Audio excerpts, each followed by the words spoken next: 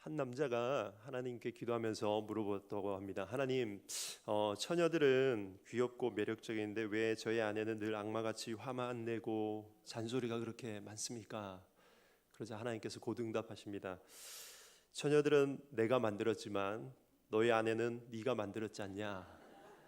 여러분, 오늘도 많은 사람들이 나의 주변에 어떤 삶을 불평하고 원망하며 살아야지만 사실 그 모든 원망과 불평은 그 악순환이 되어서 계속해서 오늘도 나의 주변을 그렇게 만들어 가고 있습니다. 그러나 감사와 기쁨은 나의 주변을 감사와 기쁨으로 가득하게 만들어 갑니다. 오늘도 항상 기뻐하고 쉬지 말고 기도하며 범사에 감사해서 여러분 주변을 아름답게 만들어 가시길 축원합니다. 미운 오리 새끼 라는 아이들이 참 좋아하는 동화가 있습니다. 주인공으로 등장하는 아기 오리는 보통 오리들보다 큰 몸집으로 태어나고 생긴 것도 좀 다르게 태어나서 다른 오리 새끼들에게 미움을 받게 됩니다. 그래서 어느 날 그는 집을 나가게 되고 어느 마음씨 좋은 할머니 집에 머물게 되지만 그곳에서도 닭과 고양이가 계속해서 괴롭혀서 또 나가게 됩니다. 그리고 날씨는 추워지고 외롭고 배고픈 긴 겨울을 지나게 되는데 이제 봄을 맞이하는 어느 날 자신의 주변에 멋진 백조들이 날아다니게 되고 그리고 미운 오리 새끼는 자신이 더 이상 오리가 아닌 백조라는 사실을 깨닫게 됩니다. 여러분, 사람은 어떤 존재입니까? 이 질문에 대한 해답을 찾기 위해서 인류는 과거로부터 오늘날까지 끊임없이 인간에 대해서 사람에 대해서 연구하고 고민을 하고 있습니다. 그러나 사람에 대한 정의는 점점 더 다양해지고 복잡해지고 있는 것이 오늘날의 현실입니다. 그래서 세상에는 인간에 대한 참 지식이 없고 특별히 인간의 영적인 부분을 잘 알지 못합니다. 그러나 사람은 분명히 하나님을 만날 때 내가 어떤 존재인지 내가 누구인지 알게 되고 깨닫게 됩니다. 왜 이 세상을 살아가야 되는지 하나님을 만날 때 그분 안에서만 발견할 수 있습니다. 그래서 신앙생활은 하나님을 조금씩 알아갈 뿐만 아니라 나 자신에 대해서도 알아가는 일입니다. 요한복음 4장에 나오는 사마리아 여인이 주님을 처음 만났을 때 그녀는 예수님을 단지 유대인으로 말했습니다. 계속해서 이어지는 대화 가운데 그녀는 다시 예수님을 선생님이라고 부릅니다. 그러다가 그녀는 예수님을 또 선지자라고 부르지만 이후에 그녀는 한 가지를 깨닫고 물동이를 버려두고 마을로 쫓아가서 말합니다. 요한복음 4장 29절에서 내가 행한 모든 일을 내게 말하는 사람을 와서 보라. 이는 그리스도가 아니냐.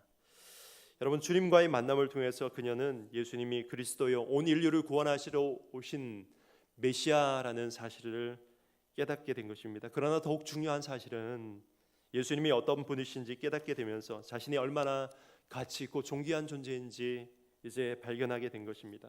오늘날 왜 많은 사람들이 열등감 속에 살아갑니까? 불평과 원망 가운데 오늘도 자포자기하며 세상을 살아갑니까? 자신이 어떤 존재인지 모르기 때문입니다. 그래서 우리는 반드시 주님을 만나야 합니다.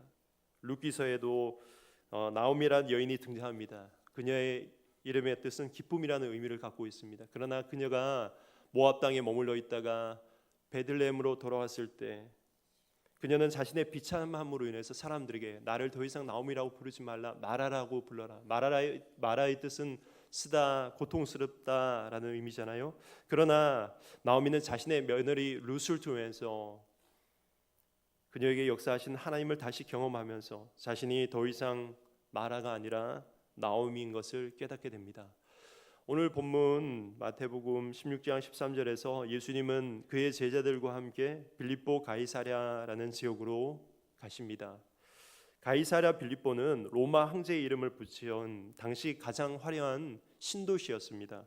인구가 5만 명이나 되는 곳이었습니다. 그곳에는 특별히 바알신을 숭배하던 어떤 신당이 있었고 헬라 문명의 목양신인 판신을 섬기던 곳이었습니다. 제우스 신전도 그곳에 있었습니다. 또한 당시 로마 황제를 신으로 숭배하는 신전도 함께 바로 이 가이사랴 빌립보에 있었습니다. 그래서 그곳은 굉장히 화려해 보였습니다. 위엄이 있고 신전들의 크기도 엄청났습니다. 그곳에 서 있으면 거대한 어떤 위험이 느낄 정도였습니다.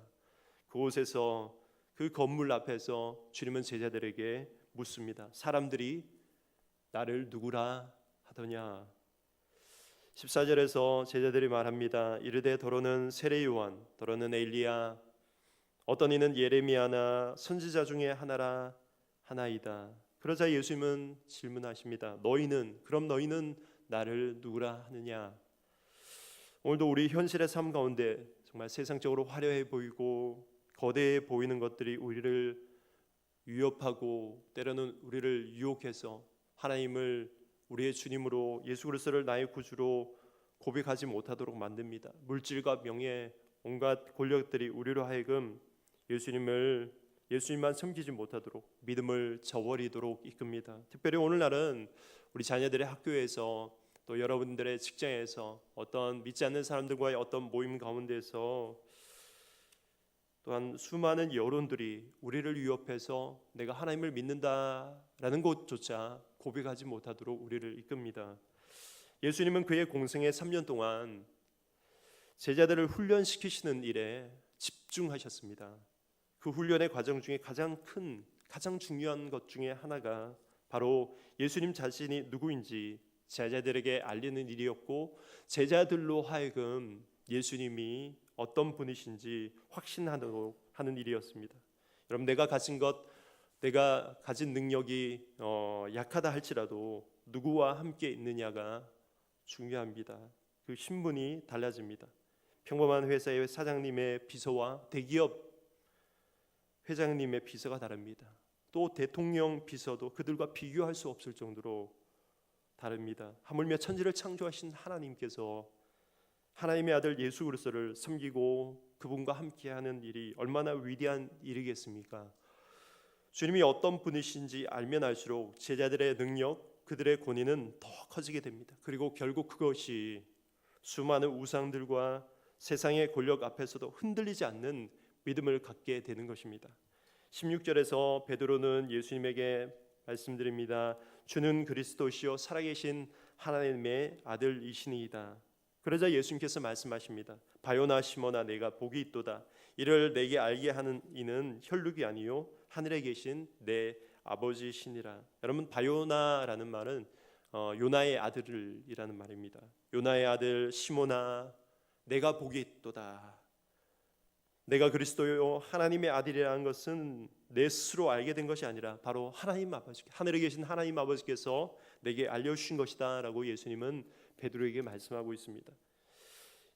여러분, 예수님께서 그리스도이시며 하나님의 아들이시라는 것을 여러분 믿습니까? 그렇다면 여러분 정말 복이 있는 자입니다. 가끔씩 운전을 하다가 극동방송을 통해서 신앙 상담을 하는 프로그램을 듣습니다. 그 프로그램은 원래 믿음이 연약하거나 아니면 복음을 접하지 못해서 예수님에 대해서 잘 알지 못한 분들을 위해서 만든 프로그램입니다.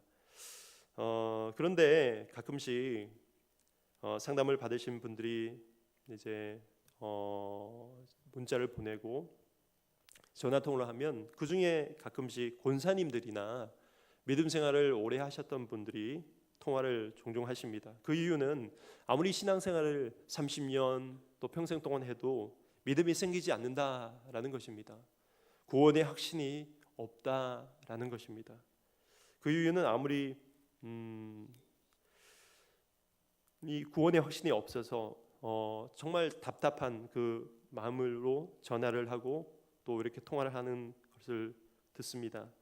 여러분들, 그러나 믿음이 내 어떤 의지나 내 어떤 행동으로 생겨나는 것이 절대로 아닙니다. 믿음을 생겨나게 하는 주체는 나 자신이 아니다라는 것입니다. 믿음은 분명히 하나님께서 우리에게 주시는 선물이며 마치 열매와 같이 하나님의 때에, 하나님이 아시고 있는 때에 우리에게 주시는 그것이 바로 하나님께서 주시는 믿음, 바로 하나님의 은혜인 것입니다. 예수님께서 3년 동안 제자들과 함께 다니셨을 때 제자들이 조금씩 예수님에 대해서 알아가면서 믿음이 생겼습니다. 그러나 그들의 그 본론적인 궁극적인 믿음은 바로 예수님께서 승천하시고 성령께서 그들에게 임하셨을 때 그 믿음이 생겨나고 그들은 담대해졌던 것입니다. 비록 지금 확신이 없고 믿음이 연약하다 할지라도 하나님은 우리에게 성령을 주시고 성령을 통해서 우리의 믿음이 생겨나게 하시는 것입니다. 이어서 우리 주님은 베드로에게 뭐라고 말씀합니까? 18절에서 내가 내게 이르노니 너는 베드로라. 내가 반석 위에 내 교회를 세우리니 음부의 권세가 이기지 못하리라 라고 말씀하십니다. 여러분, 베드로의 원래 이름은 시몬이었습니다. 시몬이라는 이름의 뜻은 갈대라는 의미를 갖고 있습니다. 갈대는 쉽게 흔들리는 존재입니다. 바람이 조금만 불어도 흔들립니다. 어김없이 바람의 방향을 따라서 좌로 우로 움직이는 것이 바로 갈대입니다. 베드로는 갈대처럼 참 잘 흔들리는 사람이었습니다. 예수님께서 물리를 걸어 오시는 것을 보고 그도 물리를 걷지만 다시 이 풍랑을 보고 다시 빠져가던 존재였습니다. 발을 씻어주시려고 하는 주님 앞에서 그는 흔들렸습니다. 주님을 잡아가는 유대인들을 참지 못하고 흔들리며 칼을 뽑기도 했습니다. 대제사장의 여종 앞에서도 흔들리며 주님을 모른다라고 부인했던 사람이 바로 갈대와 같은 베드로였습니다. 그러나 그가 어떻게 사도가 되고 이후에 수많은 사람들 앞에서 담대하게 주님을 증거할 수 있었습니까? 어떻게 그가 수많은 환난 가운데도 주님을 증거하며 십자가에 거꾸로 달려 죽을 정도로 순교를 당할 수 있었습니까? 오늘 주님께서 갈대 같은 그에게 이름을 지어주시는데 그 이름이 바로 베드로였습니다. 베드로는 반석이라는 의미잖아요. 반석은 갈대와 대조적인 의미의 단어입니다. 반석은 시간이 지나도 환경이 변해도 반석은 늘 그 자리에 있습니다. 제가 어릴 때 살던 시골 마을에 이번에도 추석 명절에 다녀왔지만 참 많이 변했습니다.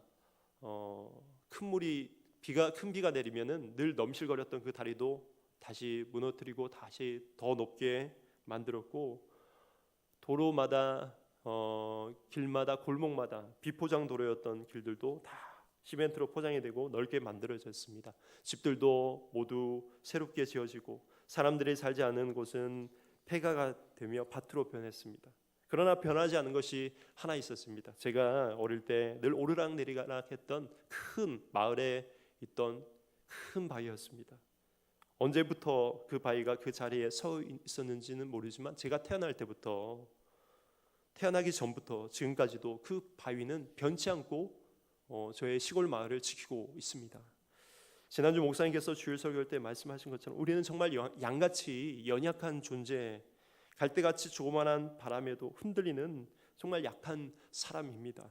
그러나 천지를 창조하신 하나님은 절대로 흔들리거나 변치 않으시는 반석과 같은 분이십니다. 그래서 우리가 갈대 같은 우리일지라도 그분을 만나고 그분과 동행할 때, 그분과 함께할 때 우리 또한 그분에게 붙어 있어서 흔들리지 않은 반석이 될 수 있습니다. 18절 하반절에서 주님은 베드로에게 이 반석 위에 교회를 세울 것이며 음부의 권세가 이기지 못할 것이다 라고 말씀하고 있습니다. 오늘날 세상은 흠이 없는 교회를 요구합니다. 완전한 교회를 요구합니다. 그러나 그것은 모순입니다. 왜냐하면 교회는 갈대 같은 사람들이 세상에 쉽게 흔들리는 사람들의 모임이기 때문입니다. 하지만 교회는 그것과 함께 주님을 구주로 고백하는 사람들의 모임, 곧 에클레시아입니다. 이 에클레시아는 반석 대신 예수 그리스도를 믿는 믿음 위에 굳건히 서 있습니다. 여러분, 잡초도 연한 땅에 심겨져 있으면 쉽게 뽑힙니다. 그러나 좀 딱딱한 흙이나 특히 바위 틈에 심겨져 있으면 뽑으려고 해도 사람의 힘으로 잘 뽑히지 않고 바람이나 풍랑에는 절대로 뽑히지 않습니다. 교회에 나와도 우리는 흔들릴 수 있습니다. 실수를 할 때도 참 많이 있습니다. 다른 이들에게 내가 상처를 줄 때도 많고, 다른 사람들의 어떤 그 의도치 않은 소리 때문에 상처를 받을 때도 참 많이 있습니다. 그러나 주님을 믿는 믿음의 반석 위에 우리가 굳건히 설 때 절대로 넘어지지 않고, 오늘 예수님께서 말씀하신 말씀처럼 음부의 권세가 절대로 이기지 못합니다. 마지막으로 주님은 천국 열쇠를 언급하고 계십니다. 왜 주님은 특별히 베드로에게 오늘 본문에서 천국 열쇠를 주시겠다라고 말씀하십니까? 베드로가 예수님의 수제자였기 때문에, 뭔가 특별하기 때문에 그에게만 주시는 것입니까? 그렇지 않습니다. 그가 천국 열쇠를 받은 이유는, 주님께서 말씀하신 이유는 그가 특별해서가 아니라 오늘 16절의 말씀처럼 그가 주는 그리스도시요 살아계신 하나님의 아들입니다 라고 믿음의 확신, 믿음의 고백을 했기 때문입니다. 다시 말해서 하나님은 예수 그리스도를 구주로 믿는, 하나님의 아들로 믿는 모든 자에게, 저와 여러분에게 오늘도 천국 열쇠를 주시는 하나님이십니다.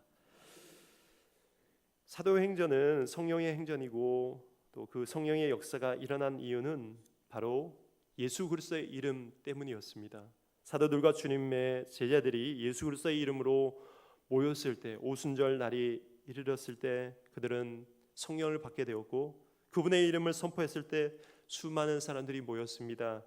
예수 그리스도의 이름으로 병든 자가 일어나게 되고, 예수 그리스도의 이름으로 나갔을 때 기적이 일어나고, 성령의 큰 권능과 능력이 예수 그리스도의 이름으로 사도행전에 기록되었을 뿐만 아니라 오늘날 우리의 삶 가운데도 이 예수 그리스도의 이름으로 권능이 나타난 줄 믿습니다. 예수 그리스도의 이름을 믿는 일은 천국 열쇠를 가진 것과 동일합니다.